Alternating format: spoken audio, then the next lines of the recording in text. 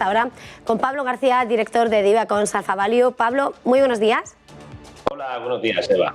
Pablo, retomamos los madrugones en este 2022 y una vez más tenemos como protagonista, bueno, el mercado americano. Es verdad que hemos conocido ese dato de inflación esperado, por otra parte, máximos de 40 años, pero sobre todo en el que además sigue sobrevolando esa comparecencia de Jerome Powell, del jefe de la FED, ante el Senado, en el que, bueno, volvía a valorar esa inflación, la situaba como algo primordial en este segundo mandato que pretende renovar y apuntaba que si pretende arraigarse en la economía habrá más subidas de tipos de interés.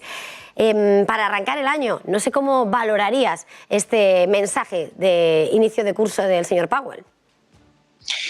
Bueno, la verdad es que el mensaje ha ido haciéndose más hawkish, que es lo que decimos nosotros, ¿no? Y ahora el cascabel al gato lo ponemos si las subidas son 3, 4 este año e incluso el año que viene otras 3 subidas previsiblemente.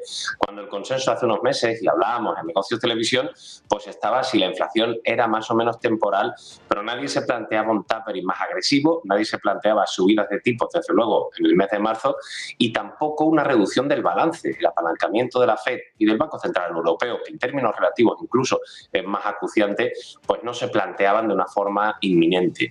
Ahora empiezan las prisas, como siempre, y quizá lo más positivo de todo esto es que el mercado está absorbiendo, de momento, yo creo que con bastante estoicidad, estas subidas de tipo.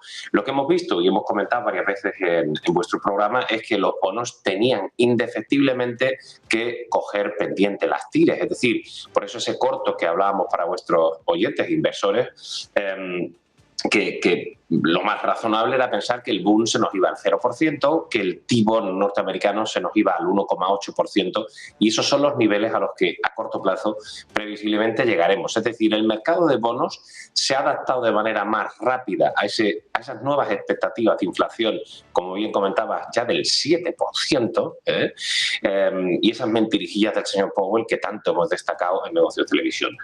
Y por el lado del equity, la verdad es que hemos iniciado el ejercicio de forma trepidante.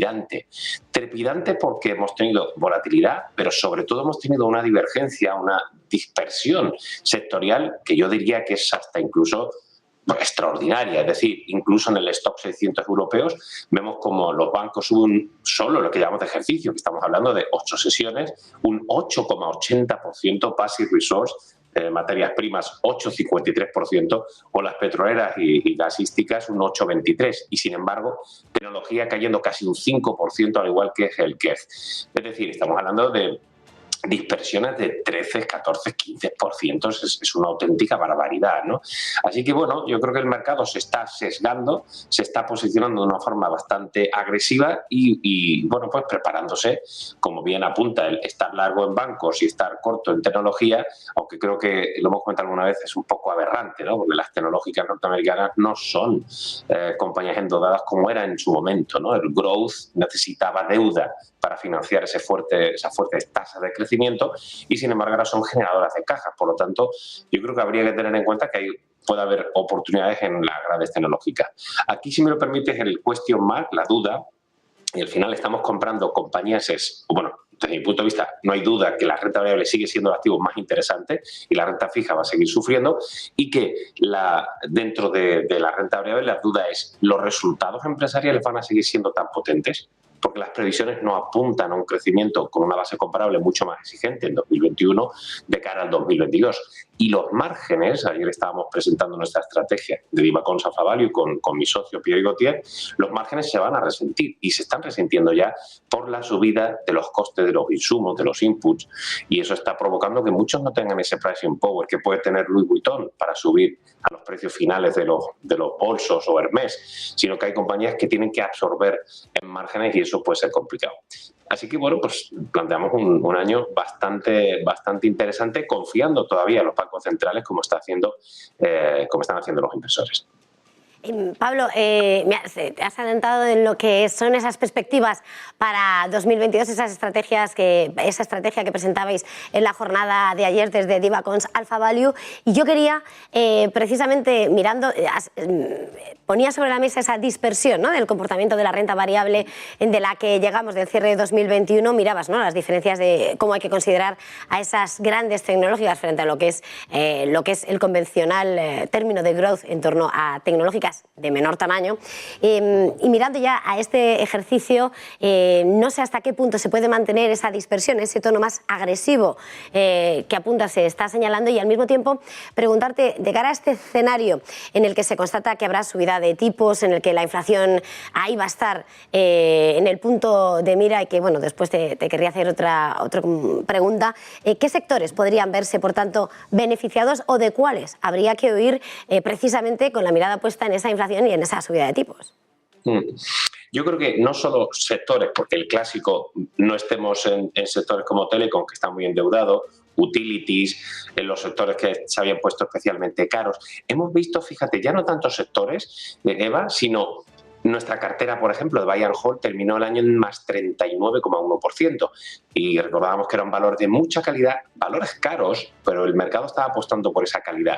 Y sin embargo, la cartera, digamos, más de Value Momentum, cerraba con un más 27%, que no estaba mal, pero decíamos que era insostenible. Bueno, pues este año se han invertido los papeles, es decir, la cartera Value Momentum está funcionando extremadamente bien, con tasas positivas y batiendo el benchmark en 300 puntos básicos, y sin embargo los valores de calidad han caído a plomo. Estamos hablando de menos 5%. Es decir, que yo creo que el mercado ha optado por dos issues, ¿no?, dos factores. Uno, no queremos compañías endeudadas. Ha pasado el caso de un Cellnex, por ejemplo, en España, o cualquier compañía que tenga mucha deuda y que de verdad esté apalancada. Algo que abro un paréntesis un poco exagerado, porque las condiciones crediticias no van a cambiar de un día para otro. Y recuerdo que todavía estamos con los tipos a cero y Christine Lagarde diciendo que este año no van a tocar tipos. Algo que aquí el paradero de la bolsa piensa que se equivocan, que al final de este año tendremos algún susto en Europa. No podemos mantener a una Alemania con una tasa armonizada del 6% de inflación, o España por encima, y pensar que de aquí a final de año no se van a tocar los tipos, cuando Estados Unidos puede incluso subirlos 4 veces, ¿no? Y por otro lado decíamos esos valores de calidad y esos valores endeudados, ¿no? Entonces, por sectores, yo creo que está claro lo que habíamos comentado antes. Bancos seguros también, financieras en su conjunto, Base Resource, a priori deben hacerlo bien, compañías de healthcare, a priori tecnología, telecoms, utilities, a priori con subidas de tipos y un escenario más de tensión en la curva, pues deberían hacerlo más.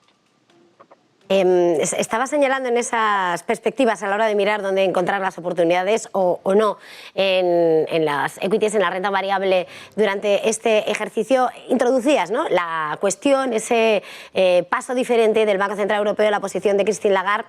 Y en ese contexto, de alguna manera, hablando de esa inflación que hemos conocido, que se supone que, como se esperaba, no asusta, como si no fuera a ese nivel del 7%, máximos desde 1982, en Estados Unidos, ¿hasta qué punto podemos temer que no haya una correlación entre los bancos centrales para que no se descontrole la inflación, dado que de momento pues parece que no consideren que está descontrolada?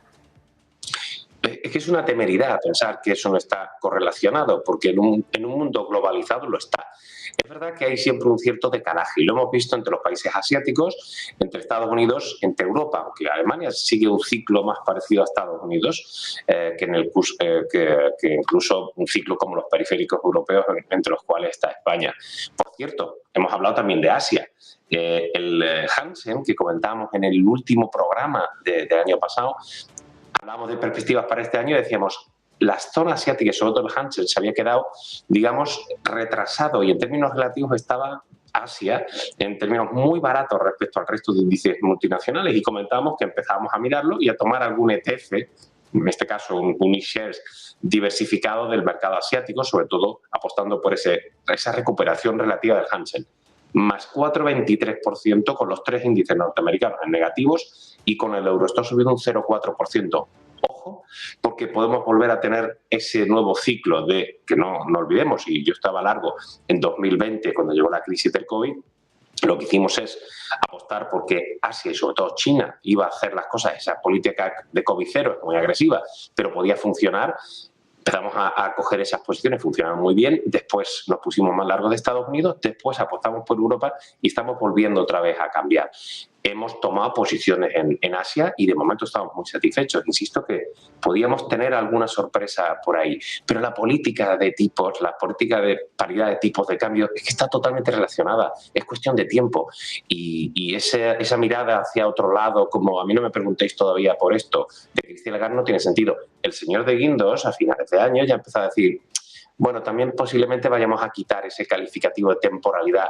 Desde mi punto de vista, ya en el contexto actual, ridículo mantener ese calificativo de temporal con inflaciones, con tasa de inflación. Yo creo que la señora Lagarde es que no ha hecho la compra, es que no ha ido y ha dicho, joroba, es que el pollo me sale mucho más caro, es que estoy pagando una factura de la luz más cara, es que la gasolina me cuesta más cara. Es decir, los tipos de interés al fin y al cabo son el precio del dinero y tenemos que empezar a cerrar un poco el grifo porque se nos está escapando ese precio respecto a los precios del dinero, y sobre todo es que las tasas de interés reales descontando la inflación están hipernegativas. Por lo tanto, yo no estaría preocupado si las tasas estuvieran al 2% y tenemos la inflación al 4%. El problema es que seguimos con las tasas al 0 y se nos va la inflación en algunos países a más del 6%. Entonces, es que es indefectible. Es decir, los tipos en Europa deben subir y creo que van a hacerlo más rápido de las expectativas que actualmente se está teniendo. Y viendo cómo esas expectativas con bastante celeridad han ido cambiando en Estados Unidos y lo hemos insistido con tiempo y hemos preparado nuestras carteras para ello, ya estamos preparando las carteras europeas y además, insisto, el mercado de bonos te lo está diciendo en Europa con las subidas de las tires y las caídas de los precios del bull y te lo está diciendo con la apuesta por el sector bancario y asegurador. Es decir, es que para muestra un botón, con lo cual, señora Lagarde, prepárese porque vienen curvas en el segundo semestre de este año. Es ya un año intenso y eso que estamos solo a 13 de enero. Pablo García, director de Divacons Alpha Value, muchísimas gracias por volver a acompañarnos en este análisis, gracias por esas perspectivas de Divacons Alpha Value para 2022 y analizar el mercado. Gracias, feliz jornada y feliz negocio. Un placer, igualmente, Eva.